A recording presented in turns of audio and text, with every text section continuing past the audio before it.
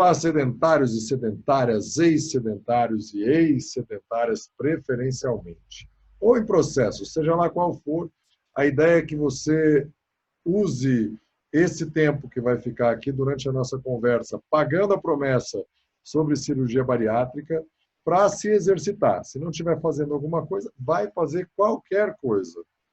Pois bem, retomando depois de uma janela fora do padrão, nós, pagando uma promessa do episódio 124, esse então 125, cirurgia bariátrica.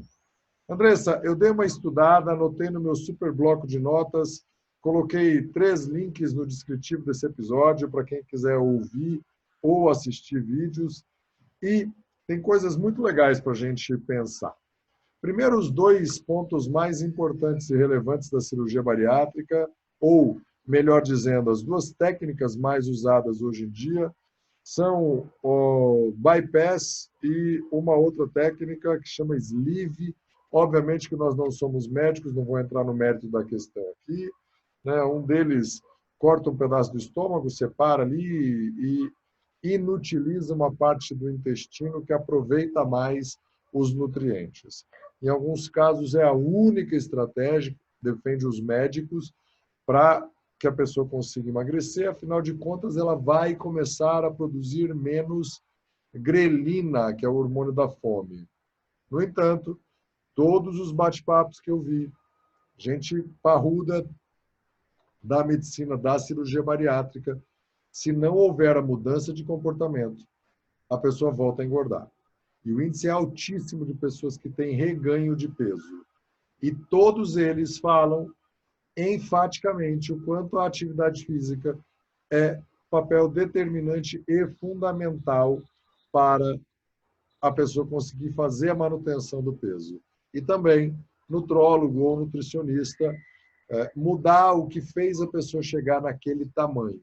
Afinal de contas, obesidade é uma doença e tem que ser tratada porque tem outras doenças associadas. Além do desconforto, a gente já falou em episódios anteriores, enfim. E aí tem coisas bem interessantes que eu anotei para a gente falar aqui e depois começar o bate-papo. A maioria dos bariatricados, que eu estou chamando aqui por livre e espontânea vontade desse jeito, vai precisar suplementar vitamina B12, cálcio, ferro e zinco para o resto da vida. Vai ter que tomar remédio. Existem casos de alguns que conseguem deixar de suplementar, mas é a exceção. A regra é, se você ainda não fez, você vai precisar suplementar. Se você já fez e não estiver suplementando, procure o seu médico rápido para ver como está o nível das suas vitaminas e das funções corporais que essas vitaminas ajudam. Gui, justamente essa suplementação acontece por causa da remoção dessas partes do corpo. A mudança da anatomia interfere diretamente nisso. Então, as pessoas vão precisar tomar suplementação, porque o que vier da alimentação não vai ser mais absorvido pelo corpo, justamente porque algumas dessas partes foram comprometidas, ou removidas, ou alteradas. Então, a necessidade da suplementação é por conta disso. E aí precisa de grandes doses, porque o corpo não consegue absorver tanto. Consequentemente, você vai ter que... se você fez a cirurgia ou se pretende fazer, vai precisar fazer ingestão de grandes doses, maior do que a quantidade mínima, porque a sua absorção ou já foi ou será comprometida. Isso. Tem maior propensão à osteopenia e osteoporose, ou seja, porosidade dos ossos, enfraquecimento dos ossos, todos. Não quer dizer que vá ter, mas que você tem mais propensão a ter. E quem não fez ainda vai ter que esperar 15 dias para voltar para o trabalho e mais ou menos uns 30 dias para poder voltar para a atividade física se você já estava fazendo. E a partir do 10º dia será muito mais dependente dos cuidados do paciente, a atividade física, e pode ser reintroduzida na rotina a partir do 10º dia, se for muito devagar. Então, obviamente que você vai voltar no seu médico no 7º ou no 9º dia e ele talvez fale para você fazer alguns movimentos, claro, sem mexer demais o tronco, sem exigir demais do seu organismo, porque ainda está cicatrizando todo o processo interno. Melhor ainda caso a pessoa consiga, claro, não de alta intensidade, obviamente, mas se ela consegue se inteirar do que ela precisa fazer pós-cirúrgico previamente. Ela ter essa vivência na atividade, não... Claro, tem a história de que se ela perder o peso, ela sai do grupo de aceitação para a cirurgia, né? Tem uma eletividade para poder conseguir fazer a cirurgia, tem que ter um mínimo de peso, ou uma quantidade específica, né, que a gente fala, o IMC numa determinada zona, mas seria interessante a pessoa já ter um pouco da vivência da atividade física antes, se ela pretende fazer os exercícios depois, na verdade tem que fazer, né, idealmente, mas para essa coordenação já está introduzida, já fazer parte do cotidiano dela, ela não chegar, sabe, pular de gaiato ali no meio do nada, toda surpresa vem logo depois da cirurgia.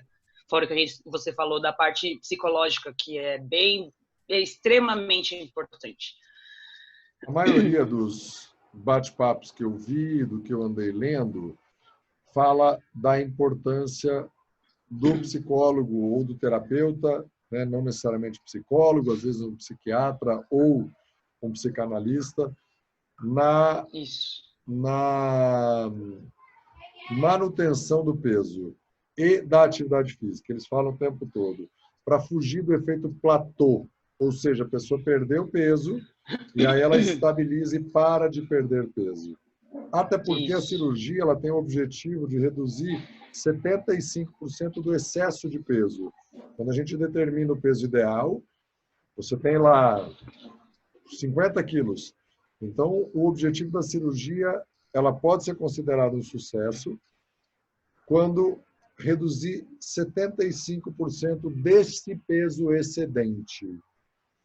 Ok? Mas, de qualquer jeito, a manutenção está diretamente relacionada a melhorar a cuca e também a prática regular da atividade física com a nutrição, o tripé. A provocação que eu tenho para fazer é o seguinte: e se você começar a fazer isso antes da cirurgia? O que será que aconteceria? Fala aí a consideração que você ia fazer primeiro. Eu ia falar sobre algumas clínicas, alguns médicos, eles tomam, a gente discutiu sobre isso, né, na parte da nutrição, eles não permitem que a cirurgia seja realizada se não tiver o tratamento prévio já, com a parte de psiquiatria e psicologia. Se eles identificam que a pessoa não vai ter a capacidade de manter ou vai ficar muito distúrbio, vai ser desastroso o resultado final, porque ela não vai conseguir ter esse autocontrole, porque imagina, a pessoa reduziu absurdamente o tamanho do estômago dela, ela vai ter que reduzir mais absurdamente ainda o tamanho das refeições, ela chega a fazer, as refeições acabam sendo de até 50 ml. Imagina uma refeição que você possa ingerir 50 ml, que é um cafezinho, sabe, um expresso, sim. Então, é uma adaptação brusca e isso daí é trabalhado já antes, então é um processo, não é só faz a cirurgia e aí vai ver tudo depois.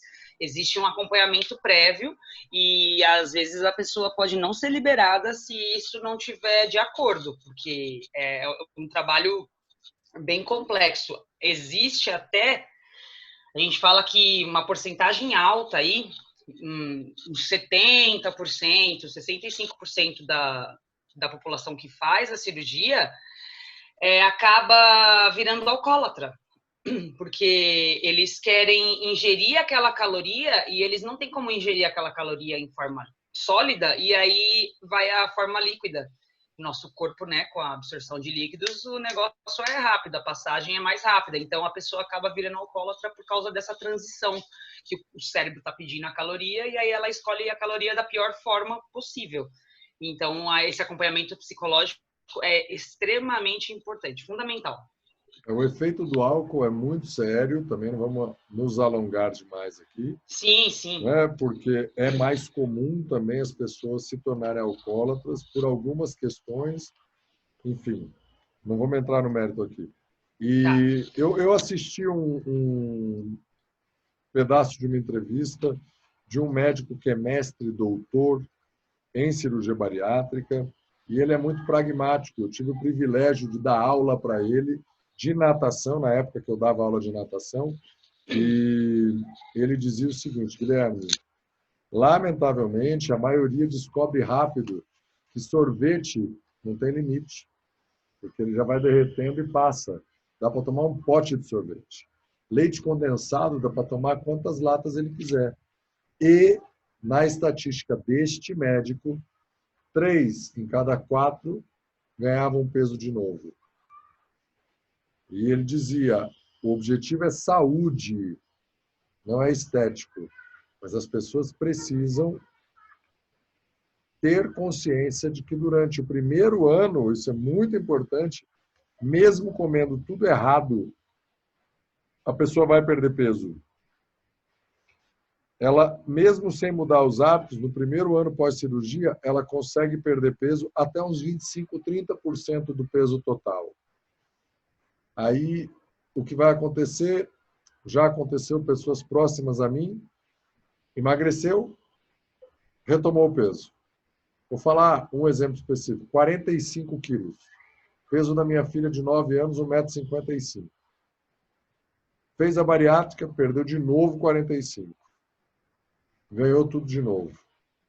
Fez um programa de emagrecimento que eu estava validando numa academia que eu trabalhava antes, coloquei como cobaia, quis participar, perdeu tudo de novo. E ganhou mais uma vez, agora está perdendo mais gradativamente. Tem que se movimentar, tem que comer direito e tem que também procurar controlar a ansiedade, que muitas vezes está diretamente relacionada com fazer terapia.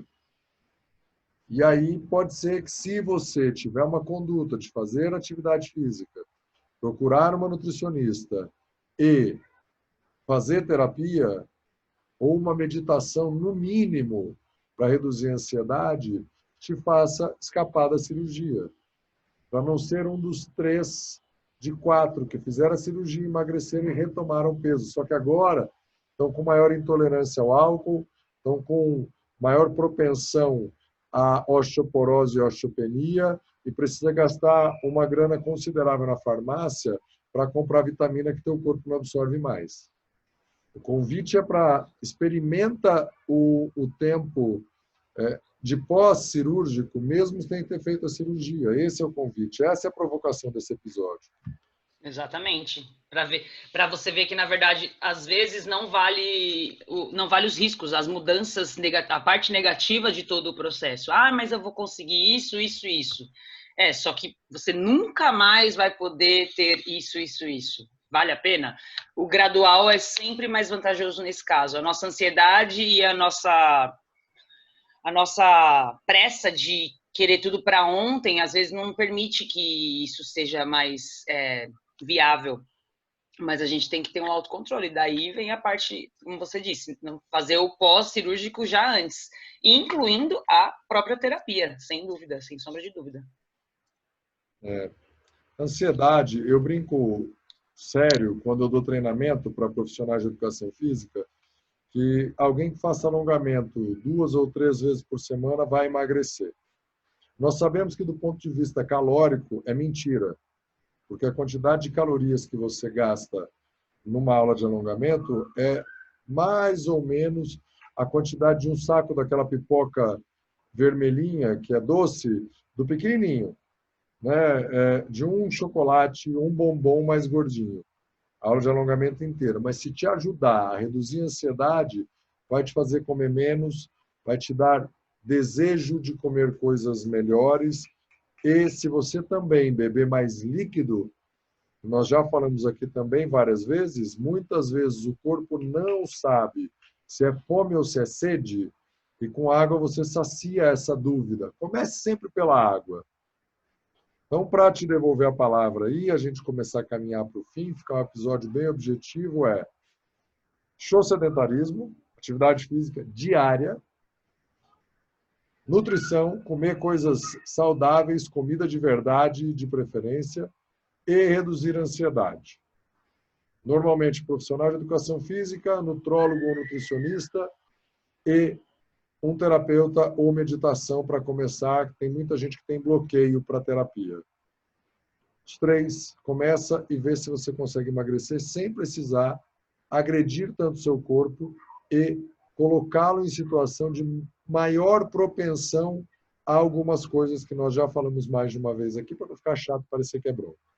Se você já fez a cirurgia, use esse caminho, esse tripé e suplemente. Não fuja disso, porque senão pode ser um problema você não suplementar. E se você fez a cirurgia e conseguiu ter êxito, por favor, mande mensagem para a gente contar o seu caso. E por que não você participar com a gente aqui de um próximo episódio? Achei uma ótima ideia, Gui. A participação, o depoimento de alguém que tenha feito, realmente é importante. Na verdade, eu até conheço gente também que fez. Houve a perda, houve o ganho, mas esse ganho dessa pessoa exclusivamente não foi alto, pelo menos não voltou do que era antes, porém não conseguiu manter aquela perda inicial, o susto, né? E hábitos a parte fundamental. Eu conheço pessoas que fizeram, não falando só, a gente veio aqui para falar da cirurgia bariátrica, existem lá 4 tipos diferentes aqui no país. Agora, falando da cirurgia plástica, a pessoa faz uma cirurgia plástica, um monte de dinheiro, também corre muito risco. Você entrou numa mesa cirúrgica, você está correndo risco. E aí vai lá e não modifica os hábitos. Do que adianta isso? Todo o dinheiro investido vai assim, ó, sai voando e você volta ao que era antes. Porém, com a pele modificada. Tá mais esticada. E aí, você vai fazer outra cirurgia depois? Não vai sobrar pele daqui a pouco. Então, assim, tem que tomar bastante cuidado com os hábitos mesmo. A gente ter a atenção para si mesmo o tempo todo. Se a gente está querendo melhorar, ficar mais saudável, se sentir melhor cada dia, não só o show sedentarismo, se mexer, mas observar esse negócio que você falou da água, deve ser, além de você tentar também colocar a ingestão de líquido mínima para você, que é de 35 ml por quilo de peso do seu corpo. A gente tem que tomar o mínimo de água, essa quantidade. Tem gente que fala, eu acho que eu tomo no máximo meio litro. Eu falo, meu Deus, como assim? O nosso corpo, a gente tem muita água, a gente precisa de água, vamos trabalhar isso. E assim, ficar mais atento em si mesmo, na movimentação. Assim como algumas pessoas falam, quando a pessoa para de fumar, ela sente falta do hábito da mão levando o cigarro até a boca. É um negócio, é hábito, é movimento e hábitos juntos, lá para o fumante. Então, por que não prestar atenção na velocidade que a gente come? Quantas vezes você mastiga? Você realmente mastiga a comida?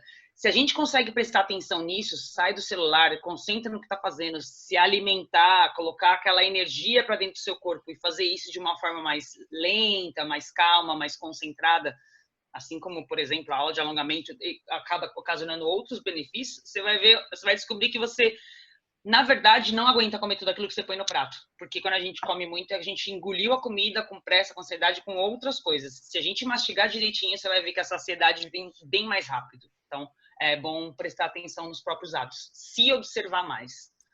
Então, vamos lá. Se você está acima do peso ou conhece alguém, manda esse episódio para ele. O convite para você que ainda não fez a cirurgia é para escolher melhores alimentos. Metade do prato, vou meter o bedelho, tá, Andressa? Você me corrige aqui se estiver errado. Manda. Metade do prato de vegetais ou tubérculos, né, raízes e tudo mais. 1/4 do prato de proteína e o outro 1/4 do prato de alguma coisa que você goste, de preferência minimamente ou nada processado.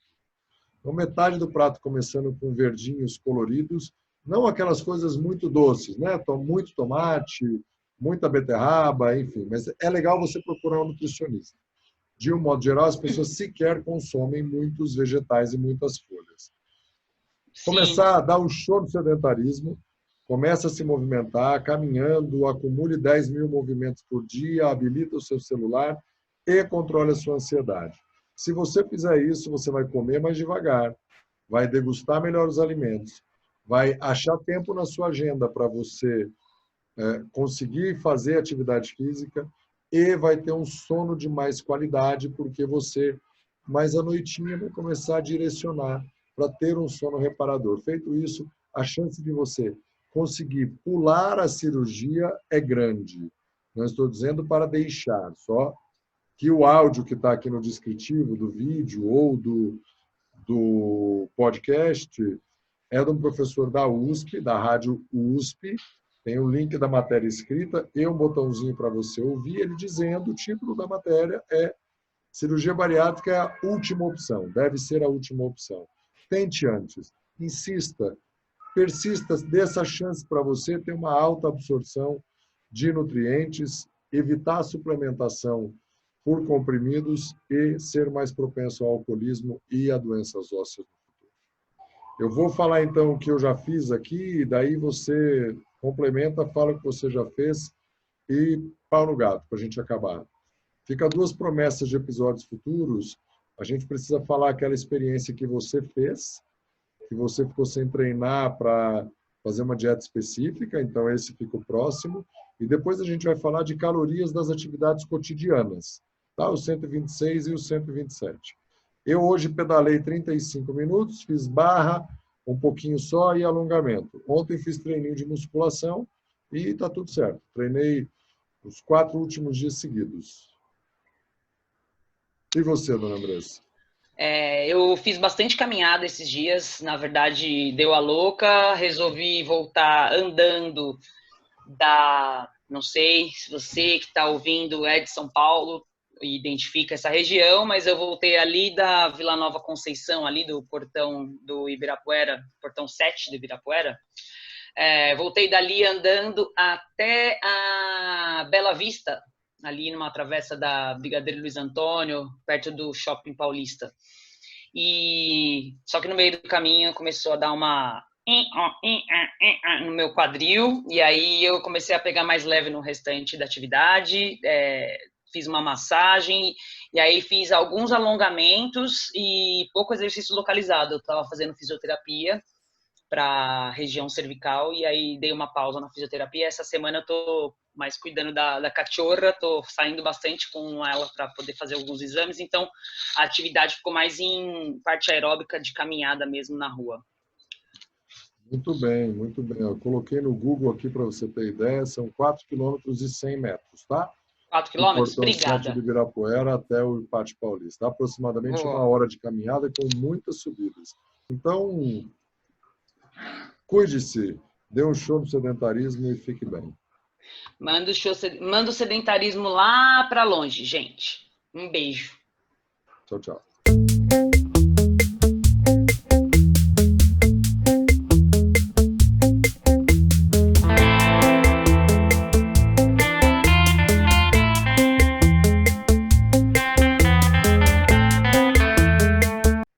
Fica já uma promessa interessante aí.